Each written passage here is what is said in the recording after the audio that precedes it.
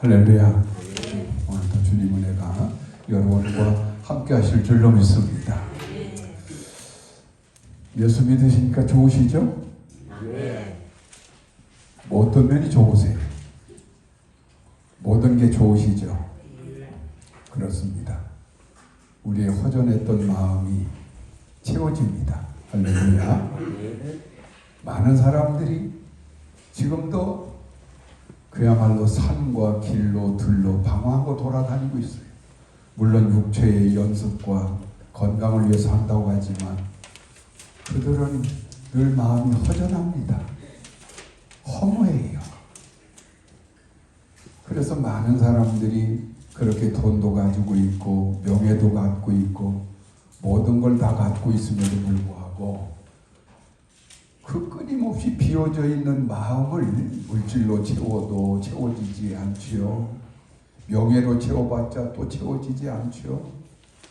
그러니까 자연히 술에 의존하기도 하고 인간관계, 부적절한 관계를 통해서 자꾸 그 허무한 마음을 채우려고 얼마나 애들습니까? 그런데 그건 일시적일 뿐이에요. 그 순간이 지나가면 더 깊은, 정말 헤어날 수 없는 깊은 구렁텅이에 우리가 또 빠지고 빠진다 이 말이죠. 그러니까 거의 모든 사람들이 하나님 없는 인생이라고 하는 것은 매 순간마다 방황하고 돌아다니는 거예요. 무언가를 찾았어. 무언가로 내 마음을 채워보려고. 그런데 성경은 이미 그런 걸 다 알고 계시기 때문에 이미 말씀하셨어요. 세상 무엇으로도 네 마음은 채워지지 않는다. 할렐루야. 그런데 그랬던 오늘 우리가 예수를 믿고 그리스도 앞에 내 마음을 다 내려놓고 그분께 내 마음을 열어드렸더니 어느 순간부터인가 내 마음에 이상한 평안이 찾아오고 만족이 찾아오고 기쁨이 찾아오고 담대함이 찾아오고 용기가 찾아온다 이 말이에요. 그러면서 그 무엇으로 채워지지 않았던 그 허전한 마음 구석구석이 하나하나 채워져 가기 시작하는 거예요. 아직도 내 마음이 완전히 채워지지 않는 이들도 있어요. 그러니까 아직도 방황할 거예요. 그러나 조금 더 주님께 엎드려 보세요. 더 주님께 내 마음을 아뢰고 하나님 은혜를 간구하세요. 그러면 신기하게도 절대로 채워지지 않았던 그 허전의 마음, 허무의 마음이 만족의 마음으로 채워지는 거예요. 이게 하나님의 은혜라고 하는 거예요. 인간의 존재라고 하는 것은 영적 존재로 태어났어요. 인간은 하나님 형상과 모양대로 만들어졌어요. 그러니까 짐승에게는 없는 영혼이 인간에게는 있잖아요. 그러니까 짐승처럼 그렇게 배불리 먹고 물도 마시고 친구들과 놀기도 하고 온갖 오락도 하고 다양한 정서적인 것까지도 내가 채워가지만 한 가지가 비어있으면요 절대로 우리는 만족을 할 수가 없어요. 그게 뭐예요? 영혼이 채워지지 않으면. 그런데 우리 영혼이라고 하는 것은 어떻게 할 때 채워지느냐? 하나님의 말씀이 내 안에 들어와야 돼요. 할렐루야. 하나님의 성령의 은혜가 내 안에 자꾸 들어와줘야 돼요. 생명의 은혜의 강줄기가 내 안에서 소통되어 가야만 내 마음에 진정한 만족이 그때서 일어날 수가 있는 거예요. 성경에서 우리에게 늘 말씀하죠. 항상 기뻐하라. 범사에 감사하라. 쉬지 말고 기도하라. 이는 그리스도 예수 안에 있는 하나님의 뜻이니라. 그 은혜 때문에 그런 거예요. 그 은혜를 자꾸 채워지니까 감사가 나오고 만족이 있으니까 기쁨이 오는 것이고 그러기 위해서 우리는 끊임없이 기도해야 되는 것이고 그렇죠? 그래서 우리의 삶이 어느새 이런 정신적 영적인 그런 체험을 받아가면서 우리 인생 환경도 바뀌어가는 거예요.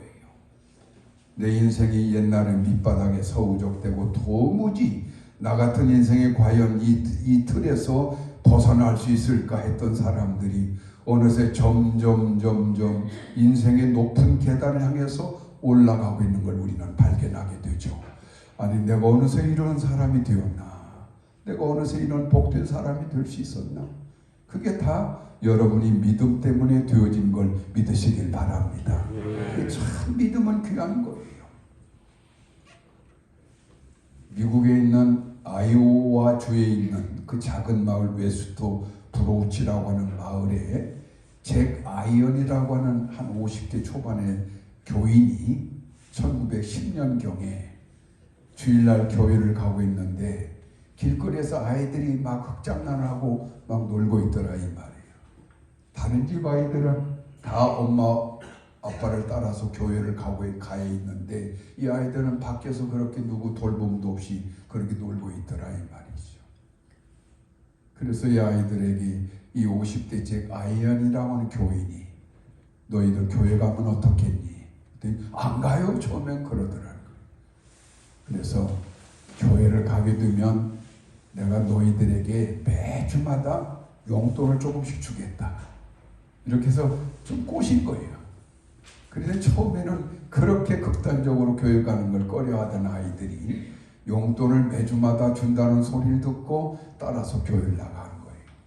그래서 잭 아이언이라는 아저씨가 매주마다 아이들과 약속을 해서 교회로 이끌어 오는데 그 용돈을 주는데 이 아이들 과연 뒷받침해줄 뭔가가 있어야 되지 않겠는가 해가지고 그 아이들 가정의 환경을 쭉 살펴봤더니 부모님들이 다 한결같이 문제가 있더라 이 말이죠. 어떤 아버지는 술에 늘 취해 있는 사람, 또 경제적으로 너무나 어려운 사람, 또 가정이 불화한 사람, 어머니 혼자 있는 사람, 이런 가정들이더라 이 말이죠. 그래서 목사님과 상의하고 교인들과 상의를 해가지고 그 가정들을 교회가 나서 돌보기 시작하는 거예요. 경제적으로도 교회가 필요할 때 도와주고 부모님들에게도 또 여러 가지 필요한 것들을 지원해주고 그러면서 이 부모님들도 교회를 나오도록 적극적으로 전도하는 것이죠. 그래서 감사하게도 그 내 아이들의 부모님들이 다 교회를 나오게 되고 이제 아이들이 그 부모님 손을 잡고 교회를 나오면서 말씀 안에 자라가게 됐다 이 말이죠. 그래서 1900 이제 한 20년, 10여 몇 년이 한 5, 6년이 지나간 뒤에 10여 년이 지나간 뒤에 그 부모들도 감사하게도 신실한 믿음의 부모들로 변해 있었고 아이들은 이제 장성을 해가지고 그 마을을 떠났어요. 잭 아이언이라고 하는 이 아저씨가 이 교인이 90살이 되어가지고 온 마을 사람들 또 온 교인들과 함께 생일 축하 잔치를 할 때 그 생일 잔치 자리에 아주 귀한 4통의 편지가 도착되어 있었어요. 그래서 이제 그 생일 잔치를 주도하는 그 한 사람이 그분들의 편지 하나하나를 다 읽어주는데 첫 번째 편지는 누구냐? 어떤 편지냐?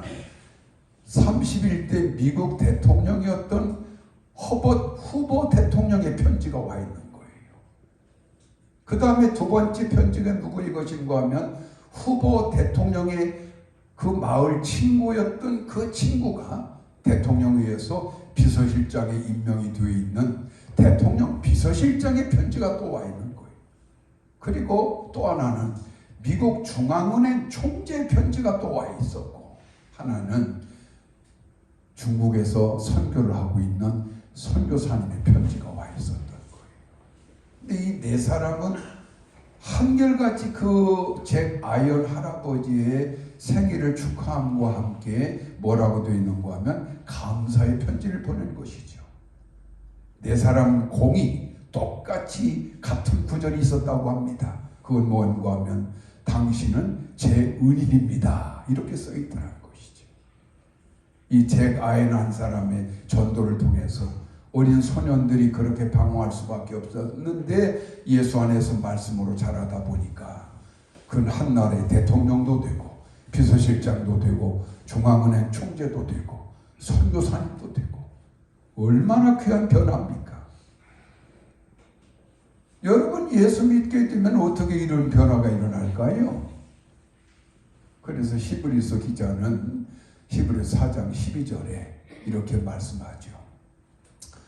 하나님의 말씀은 살았고 운동력이 있어서 어떤 예리한 검보다도 날쌔므로 우리가 하나님 말씀을 계속 듣다 보면 그 말씀의 예리함이 내 심령을 쪼개고 골수를 쪼개고 관절을 쪼개고 그래서 결국 나를 온전한 사람으로 이끌어 가느니라.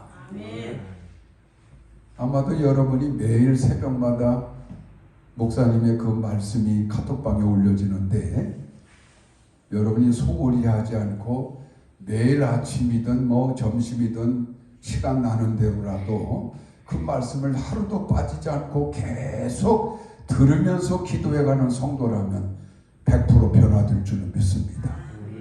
물론 새벽 기도에 꾸준히 나오는 성도들은 200% 300% 변화되어 가게 돼 있어요. 안 되면 그건 사람이 아니죠. 그건 바뀌게 돼 있어요. 왜냐? 하나님의 말씀은 생명력이 있고 능력이 있고 예리한 검보다 날쌔므로 아무리 완고하고 교만한 심령으로 뜯어져 있어도요 다 쪼개버리는 거예요. 그래서 결국에는 교만했던 사람이 겸손해지게 만들고 늘 세상적으로 그렇게 허탄한 길만 걷던 사람들이 반듯한 인생길을 걸어가는 하나의 길잡이가 되어주는 게 하나님의 말씀이더라 이 말이죠. 그리고 오늘 우리가 예수를 믿고서 이렇게 주님 앞에 나와 있다라고 하는 것은 나 자신도 모르게 내 운명이 바뀌어져 가는 거예요. 할렐루야. 여러분의 삶이 자꾸 좋은 길로 가는 거예요. 절대로 예수 안에 온전히 내 자신을 맡기고 가는 사람에게는요 나쁜 일이 일어날 수가 없어요. 나쁜 결과가 오질 않는 거예요. 그래서 현재 내가 설령 고난과 역경을 겪는다 할지라도 현재의 고난은 장차나 나타날 영광에 좋게 비교할 수 없는 거예요. 그래서 하나님을 사랑하는 자 곧 그 뜻대로 부르심을 입은 자들에게는 모든 것이 합력하여 뭘 이루느니라? 선을 이루게 되어 있다 이 말이죠. 예수 믿는 건 절대로 손해가 없어요. 복된 길 걸어가는 거예요. 자, 그렇다면 오늘 우리가 이렇게 믿음 안에서 나 자신도 모르게 하나하나 이런 복된 은혜의 길을 걸어가고 있다면 어떻습니까? 나만 그렇게 잘 되어가고 복받고 천국 생활 누리면 끝납니까? 우리에게는 책임이 있죠. 그 책임이 뭐예요? 우리의 사랑하는 자녀들의 책임이에요. 이 자녀들의 책임은요 우리가 죽는 날까지 면탈할 수가 없어요. 아무리 자식놈이 못된 놈이고 부모의 속을 썩혀서 너고 나오고 인연 끊자라고 해도요 결국 자식은 자식이에요. 죽어도 그 자식을 놓칠 수가 없는 거예요. 그러니까 설령 자식이 먼저 죽게 된다면 부모의 가슴이 묻는다는 말이 그래서 나온 거예요. 여러분 자식을 어떻게 버리겠어요? 그렇다면 우리의 사랑하는 자녀들이 내 눈에 늘 같이 있어서 어린아이같이 내 말을 잘 듣고 내가 끌어주는 대로만 따라와 준다면 내가 어쨌든 그냥 하나하나 알려주면서 이렇게 끌고 다니겠지만 이미 머리가 굵어버린 자식들이 내 말을 듣습니까? 자기 인생을 자기가 살아가게 돼 있는데 과연 우리에 떨어져 살아가는 그 자식들이 앞으로 어떻게 될 것인가 내가 어떻게 예측하겠습니까? 알 수가 없어요. 무슨 일을 만나서 어떻게 살아갈지 내 마음이 편할 수가 없죠. 방법이 있어요. 내가 편해지는 방법. 그게 뭐냐? 강권하여 우리 자식들에게 예수를 심어주는 거예요. 할렐루야. 하나님 앞에 돌아오게만 해놓으면 되는 거예요. 그러면 여튼 간에 하나님이 내 사랑하는 아들이든 딸이든 간에 어린 손주들이든 간에 하나님이 책임져 주시게 돼 있어요. 하나님이 그 인생을 한번 붙잡기 시작하면요 절대로 하나님은 놓치질 않아요. 어떤 방법을 통해서든 간에 결국 그 인생을 하나님이 원하는 복된 길로 이끌어가게 돼 있다 이 말이죠. 우리 사랑하는 자식들을 어떻게 해야 되겠어요? 하나님께 맡겨주는 게 최고의 길이에요. 할렐루야. 하나님께 내 자식을 맡기자. 여러분은 여러분 자녀들 위해서 기도하지 않는가 하는가는 모르겠지만 제가 알고 있는 우리 교우들의 자녀들이라면 절대로 저는 기도합니다. 심지어 멀리 외국에 가 있는 자식까지 위해서 저는 매일 간절히 기도해요. 설마 목사님이 내 아이들을 알지도 못하는데 기도할까? 기도하고 있습니다. 왜냐? 여러분이 평안해야 되기 때문에.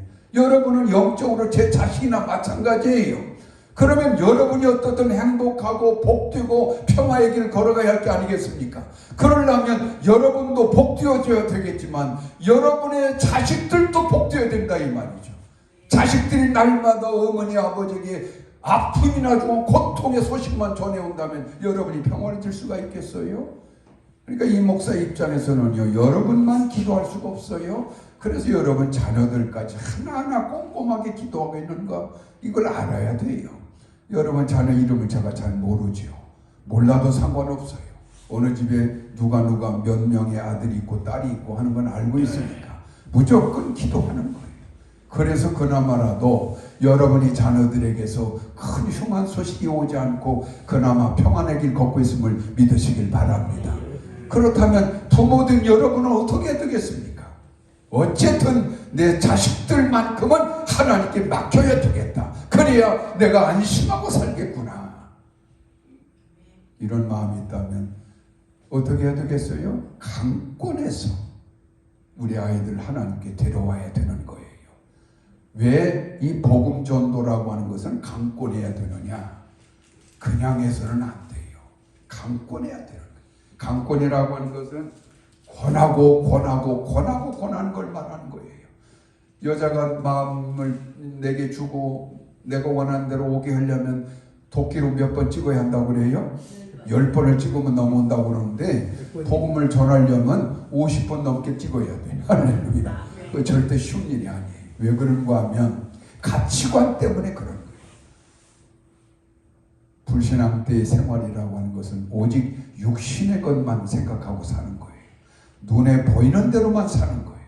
그게 절대적인 가치예요. 안 믿는 사람에게는 그렇습니다. 그런데 오늘 우리 예수 믿는 성도들의 가치는 영적인 가치에 기준점을 두고 있어요. 이게 영원한 세계를 바라보고 사는 사람들이. 그러니 육신의 것만 바라보고 살던 그 가치관 속에 있던 사람들이 이 영의 가치관으로 넘어온다라고 하는 것은 쉬운 일이 아니라 어려운 일이에요. 그래서 엄마의 소원은 이것이다.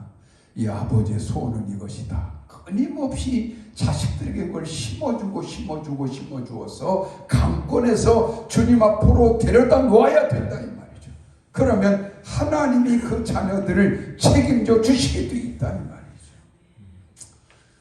그런데 안타깝게도 오늘 우리가 그런 은혜를 알고 믿음도 갖고 있는 것 같고 그런 걸 다 깨닫고 있는 것 같은데도 도무지 복음을 말하지 않는 교인들이 또 얼마나 많은가 몰라요.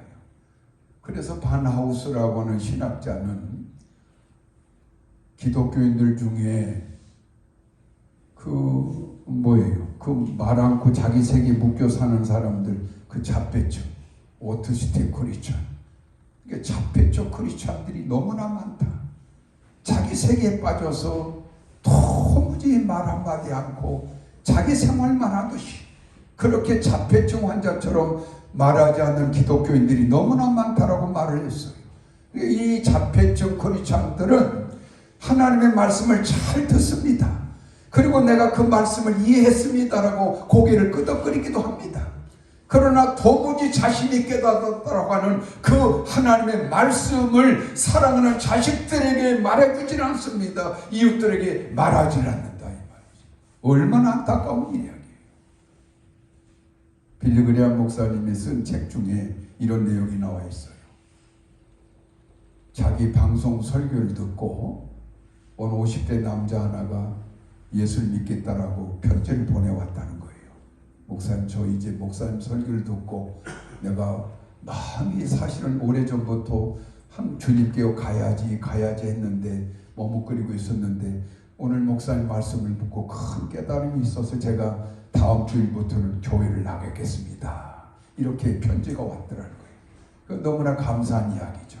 그런데 그 뒤에다가 뭘 써놨는가 하면 또 두 번째 편지가 왔대. 두 번째 편지가 왔는데, 목사님 제가 이번 주일날 드디어 교회를 갔습니다. 박수 쳐주세요 그러더라. 여러분 묻히라는 게 아니고. 그런데 제가 교회 가서 깜짝 놀랐습니다. 그러면서 뭐라고 써있는가 하면, 그날 주일날 교회를 딱 첫날 갔는데 예배 시간에 강대상에서 대표 기도하시는 그 중직자 교인을 보고 저는 기절할 뻔했습니다. 그분은 바로 우리 같은 직장에서 같은 부서에서 23년 동안이나 저와 마주치며 생활했던 우리 상사였습니다. 그런데 그분이 그렇게 간절히 기도하고 있는데 저는 울고 있었습니다. 왜 울었는가 하면, 아니 어떻게 저렇게 예수를 믿고 신앙이 있어서 저렇게 대표 기도까지 하는 중직자가 된 분이 23년 동안이나 나에게 교회를 나가자 예수 믿자라고 한마디 말을 안 해주었을까? 나는 도대체 저분에게 무엇인가? 나는 저 사람 앞에 사람도 아닌가? 그래가지고 둘러봤대요. 나한테만 말하지 않고 다른 직장인들은 말해가지고 이 교회에 다른 직장인들 좀 와 있는가 하고 아무리 둘러봐도 한 사람도 같은 직장 동료가 없다는 거예요. 그리고 막 울음이 나더라는 거예요. 그 목사님 도대체 왜 전도하지 않을까요? 왜 제게 이런 말을 해주지 않았을까요? 이런 편지를 보내왔다는 거예요. 길을 지키라고 하는 공산주의 그 혁명에 앞잡게 됐던 러시아의 유명한 인물이 있어요. 그 길을 지키라고 하는 이 사람이 이 이유에 대해서 도무지 전도하지 않는 사람들의 그 이유에 대해서 뭐라고 했느냐? 그들에게는 하나님은 죽었다. 그들의 믿음은 가짜다. 기독교는 엉터리다. 그러니까 절대로 말하지 않는다. 이걸 누가 말했느냐? 공산주의 앞잡이였던 길을 지키라는 사람이 말했어요. 왜 그 사람이 그렇게 말을 하게 되는가 하면, 자기가 제정 러시아 시대에 황제에게 반기를 들었다가 감옥에 투옥이 됐는데 거기서 탈출해가지고 도망을 쳐서 어디로 갔는가 하면 미국으로 망명을 갔다는 거예요. 미국에 가서 14년 동안이나 미국의 대학을 다니고 또 신문사에 취직을 해가지고 신문 기자로 14년을 지내오는 동안에 미국 사람들이 단 한 번도 자신 보고 교회를 나가느냐, 우리 교회 나가자, 예수 믿자라고 말해준 사람이 한 번이 없었다는 거. 그런데 마침 이제 러시아에서 공산혁명이 일어났다는 소식을 듣자마자 이 키르치키라는 사람이 얼른 러시아로 돌아가가지고 공산주의 앞잡이가 되어서 수많은 반대자들을 처형시키고 죽여가면서 유명한 인물이 됐다 이 말이죠. 그러니까 서방 기자들이 이 사실을 알고, 아니 어떻게 미국이라는 기독교 국가에서 14년이나 생활했던 사람이 저렇게 살인마가 될 수 있겠는가 해서 이 키르치키라는 사람을 만나가지고 이제 인터뷰를 한 거예요. 당신은 14년이나 기독교 국가에 미국에 생활했던 사람이 어떻게 이런 살인마적인 생활을 할 수 있느냐? 도대체 당신에게는 기독교는 뭐냐? 이렇게 질문했더니 바로 그때 키르치키가 그 말을 한 거예요. 기독교는 가짜야. 그건 죽은 거야. 종교는 엉터리야. 만약 그 사람들 미국인들이 정말 살아있는 하나님을 믿고 있는 사람들이라면 어떻게 14년 동안 내게 한 번도 예수 믿자고 말하지 않을 수가 있겠느냐. 여러분 심각하게 오늘 이 말을 우리는 들어야 됩니다. 고민해 봐야 돼요. 저는 지금 북한의 김정은이라는 사람이 저렇게 참 흉악한 범죄자, 이 독재자의 길을 걷고 있는데 참 안타까워요. 김정은이라는 사람이 그 중고등학교 시절 스위스로 유학을 가가지고 최소한 10년 이상은 그 스위스에서 공부를 했어요. 그럼 스위스는 어느 나라입니까? 거기도 기독교 국가예요. 철저한 개신교 국가예요. 그럼 그때 스위스에 있는 그 기독교인들 중에 누구라도, 그 아이들이라도 이 김정은에게 자꾸만 복음을 전하고 예수 믿자고 해가지고 이 어린 소년인 김정은이 교회를 다니고 하나님 말씀으로 자라났더라면 지금 북한에 설령 그런 지도자가 됐다 한들 저런 짓 하겠어요? 절대로 저런 짓 못하죠. 민주주의를 말하고 자유를 말했을 거 아니겠어요? 저런 짓 못한다 이 말이죠. 복음을 전해주지 않은 결과가 오늘의 김정은이다. 여러분 잘 들으셔야 됩니다. 왜 성경에서는 강권하여 데려다가 내 집을 채우러 가셨는가 하면 이렇게 복음 하나로 사람을 이끌어내기가 어렵다라고 하는 의미하고 있는 거예요. 그래서 끊임없는 관심과 사랑을 가지고 강권하고 강권해서 내 사랑하는 자녀들, 이웃들을 갖다가 주님 앞으로 데려놓으면 그 다음에 하나님이 어떻게 하시겠다는 거예요? 알아서 하겠다는 거예요. 그래서 오늘 말씀의 제목이 뭐예요? 강권하여 내 집을 채우라. 참 안타까운 이야기죠. 오늘 우리는 믿음 안에서 이 평안을 누려가고 있고 약속된 은혜의 길을 우리는 걷고 있습니다.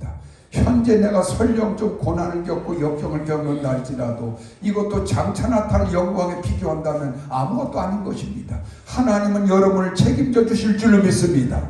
하나님은 여러분의 인생을 복된 길로 인도해 주실 줄로 믿습니다. 그렇다면 내가 누리는 이 행복과 평안과 은혜를 나만 만족하는 걸로 끝나서는 아니 되겠죠. 사랑하는 내 자녀들부터 시작해서 우리의 모든 이웃들에게 끊임없이 복음을 전해서 모두가 다 함께 예수 안에 하나 되어 간다면 이것처럼 복되고 아름다운 인생이 어디 있겠는가. 다니엘서 12장 3절에 보면 이렇게 되어 있습니다. 사람들을 옳은 대로 인도하는 자들은 하늘의 별처럼 영원히 빛나리라. 할렐루야. 여러분이 복음 전도를 통해서 여러분 자신도 영원히 빛을 발하며 사시고 여러분의 사랑하는 자녀들과 이웃들도 더불어 영원히 빛을 발하며 살게 되기를 주의 이름으로 기원합니다. 우리 기도하겠습니다. 아버지 감사합니다. 저희들에게 은혜를 주시고 큰 구원의 능력으로 함께 해주셨는데 우리는 이 하나님으로부터 주어진 많은 것을 누리고 살지만 아직도 이런 영적 근본 자체도 모르고 세상만 전부인 줄 알고 살아가는 우리의 사랑하는 아들, 딸들, 우리의 불쌍한 이웃들에 대해서 오늘부터라도 우리 성도들, 저희들 관심을 가지고 강권해서 그들을 주님 앞에 이끌어냄으로써 우리 모두가 다 구원받고 새 생명을 길을 걷게 되는 온 가정들 되게 하여 주시옵소서. 예수님 이름으로 감사기도하옵나이다. 아멘.